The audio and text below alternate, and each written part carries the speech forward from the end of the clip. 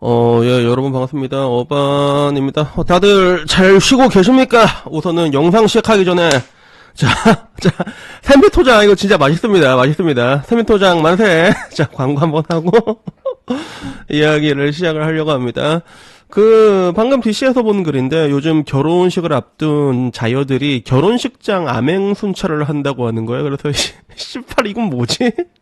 클릭을 할 수밖에 없었지. 그래서 암행 순찰이라, 뭐 대충 어떤 느낌인지는 알 것 같은데, 뭔가 좀 이게 재밌을 것 같더라고요. 그래가지고 영상으로 찍었는데, 내용은 간단합니다. 실제로 이게 3월 2일, 오늘 올라온 뉴스야. 하객으로 위장해서 몰래 엿보는 거지. 그리고 결혼 비용이 치솟기 때문에, 이에 따른 웨딩 암행 투어라고 하더라고. 그 주차, 식사, 로비, 화장실, 직원의 친철도 등을 보면서 여기 내가 돈을 이렇게 때려박아도 될까? 약간 뭐 요런 느낌 있지. 그래서 여기에 대해서는 눈에 띄지 않게 돌아보니까 괜찮은 거 아니냐라는 얘기도 있고, 무례한 불청객이다, 뭐 요런 이야기들이 있는 것 같은데, 우선은 뭐 기사 내용을 간략하게 요약하자면 방금 말한 것처럼 웨딩 암행 투어라는 게 예비부부가 예식장을 정하기에 앞서 뭐 관계가 없는 남의 결혼식 현장을 이게 몰래 이렇게 돌아보는 거, 요걸 얘기를 해서 결혼 카페 암행어사, 암행 투어 이런 표현이 등장하기 시작했다고 하더라고. 그래서 예식 비용이 너무 비싸다 보니까 실패 없는 선택을 하려는 고육지책이다.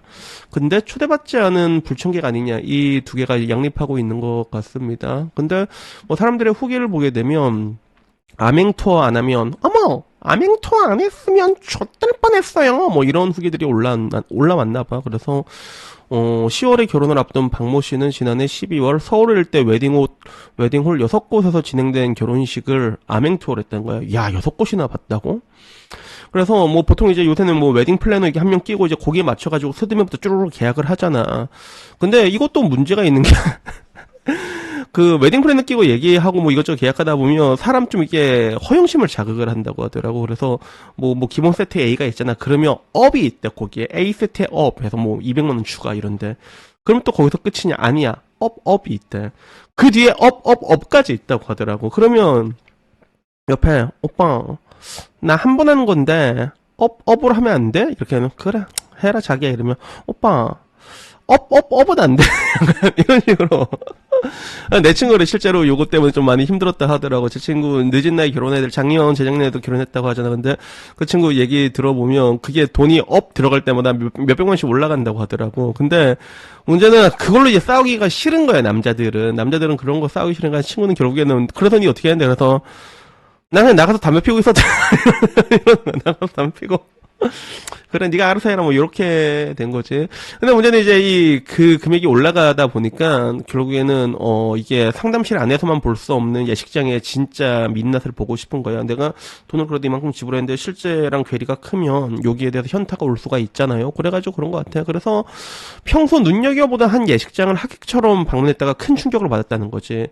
예식장의 후기랑은 너무 달리 실제 현장은 로비가 발 디딜 틈 없이 혼잡했고, 음식은 부족하고 관리도 전혀 이루어지지 않고. 그래서 요새는 이런 바이럴들을 존나 많이 합니다. 맛집도, 나는 그래서 내가 옛날에 했던 말이 people never lie라고, 사람들은 거짓말 안 한다라고 얘기했잖아. 근데 강남 쪽에 가면 이 바이럴도 후기도 몇백 개를 남겨버려요, 진짜. 그러면 뻑 속을 수밖에 없거든. 나도 그래서 당한 적이 있어. 그래서 야, 이거 안만 봐도 바이럴 같은데. 그래서 요새는 뭐 전부 다 바이럴이라고 보면 됩니다.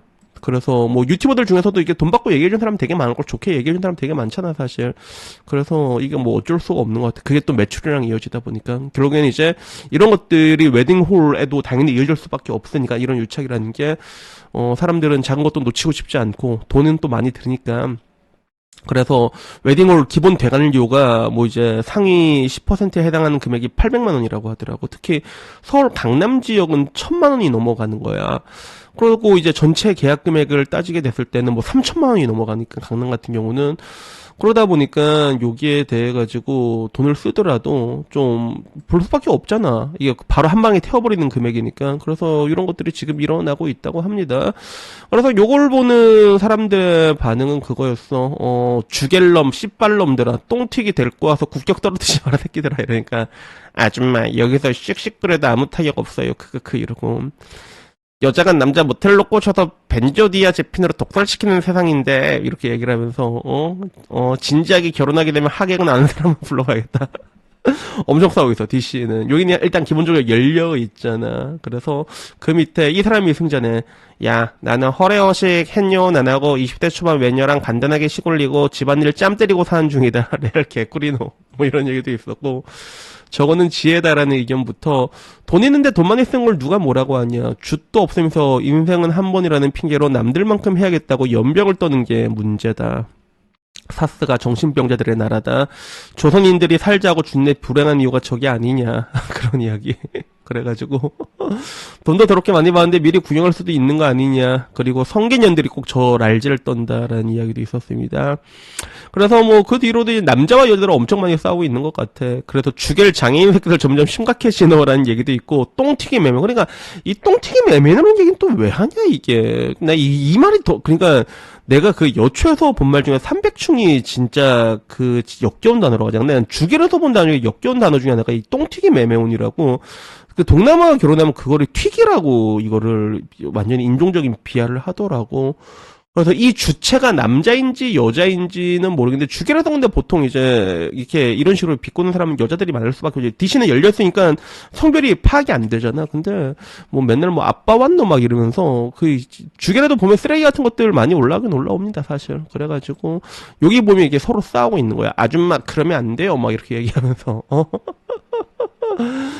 그래서 이거 보면 주겔 도태남들아 심포도질 정신승리 이제 그만하고 너희들이 한국 자유를 혐오하는 건 다른 이유가 있는 게 아니라 그냥 여자들이 나를 거들떠도 안 보고 안 만나주니까 화나서 이런 거 아니냐. 솔직해져라. 네가 키 크고 잘생기고 그랬으면 주겔 같은 도태남 속을 해서 울번에 차서 혐오 그리며 싸지르고 있겠냐라고 하니까 그 밑엔 또 한나만에게 버림받아서 화났구나 아줌마 이런 이야기. 맨날 싸우고 있는 것 같아요 이게. 그래가지고 뭐 결국에는 뭐 알뜰한 일이다라는 얘기도 있고 그냥 외녀로 가자. 그리고 수천만 원짜리 결혼식을 꼭 해야 되냐 뭐 이런 이야기들이 항상 있는 것 같습니다. 근데 뭐 이거 보게 되면 나는 느끼는 게 그게 생각이 나. 지금 와서 근데 결혼식이란 게 한국은 좀 특이한 게 어쩔 수가 없는 게 부모들이 돈을 다 뿌려놓는 경우 이걸 회수하는 그런 느낌이 강하잖아. 그러다 보니까 결혼식 비용이 비싸도 저렇게 갈 수밖에 없는 부분들이 있어. 그래서 제 친구들 같은 경우도 그런 아버지가 그렇게 딜을 하는 사람들이 되게 많아요. 예를 들어 울산은 그 대기업이 많다고 했잖아요. 근데 대기업인데 아빠가 퇴직하기 전에 결혼식을 하냐 퇴직하고 난 다음에 결혼식을 하냐 이 차이가 엄청 크거든 그게. 그래서 제 친구 중에 한 명은 그랬어. 아빠가 퇴직하기 전에 너 결혼하면 아빠가 너한테 3천만 원 줄게. 그래서 3천만 원 받아간 애도 있어 실제로. 그런 식으로 하더라고. 뭐 아버지 입장에서 그게 손해냐 이득이냐 이런 게 떠날 할 거 없이 그래도 결혼식 전에 하면 이게 회수가 잘 되는데 퇴직하고 난 다음에 아들이 결혼식 하면 그 회수가 잘 안 되거든 사실 그게. 쌩까버리니까 그런 것들이 실제로 이렇게 이루어져 가지고 한국 사회에서 이런 결혼식이라는 것들이 허례식 같은 느낌이 있긴 해도 이게 많이 사라질 수는 없는 것 같아. 근데 요새는 아까 말한 것처럼 이렇게 부모랑 이렇게 크게 얽혀 있지 않잖아. 그러면 요새는 또 작게도 많이 하는 그런 추세인 것 같더라고. 그래가지고 제가 얼마 전에 인스타 보다가 좀 이렇게 눈에 들어왔던 그 릴스 중에 하나가 어떤 외국 남자가 나서 자기는 이 결혼식만 봐도 이 얘들이 이혼할지 안 할지 보인다 이렇게 얘기를 하더라고. 그래서 그 뭐가 그러면 이혼합니까? 라고 할 때 여자가 좀 허례허식 많아가지고 이제 과시하려는 그런 결혼들 있잖아. 그런 결혼은 이혼 많이 한다고 얘기를 하는데 근데 그렇게 될 수밖에 없는 것 같아. 뭔가 이제 허영이 차거나 허례식 차거나 비교조한 여자를 만족시키는 건 쉽지가 않거든 사실. 그래서 아마 이거는 뭐 굳이 레퍼런스 찾지 않아도 이혼율이 높아질 수밖에 없고 단지 방금 말한 것처럼 이제 서울 강남은 막 결혼식만 3천만 원이고 보통 한 2천만 원씩 하잖아. 근데 거기에 대해 갖고 좀 합리적인 거면 이걸 차라리 신혼여행에 좀 많이 쓰자. 뭐 이런 거. 저희 형님도 그랬거든요. 저희 형님도 그래가지고 합리적인 소비를 지향한다면 뭐 허례식보다는 조금 더 이제 실용적인 거에 집중을 할 수밖에 없는 거지. 그래서 그런 식으로 이제 결혼한 사람들 내 친구 중에서도 뭐 돈 500만 원으로 시작한 애들이 있다고 하잖아. 근데 그런 애들은 뭐 사실 결혼 생활 뭐 좋지는 않지만 근데 또 이상하게 이혼은 안 하더라고. 되게 신기한 게. 그래서 뭐 그런 것들이 보이는 것 같습니다. 그래서 여튼 뭐 오늘 이야기는 이거 재밌어서 얘기 한번 해봤고 다음에는요 조금 더 재밌는 이야기 있으면 그걸로 찾아뵙도록 하겠습니다. 다들 오늘 푹 쉬시고요. 다음에 조금 더 재밌는 이야기로 그러면 찾아뵙도록 하겠습니다. 이상입니다. 감사합니다. 땡큐.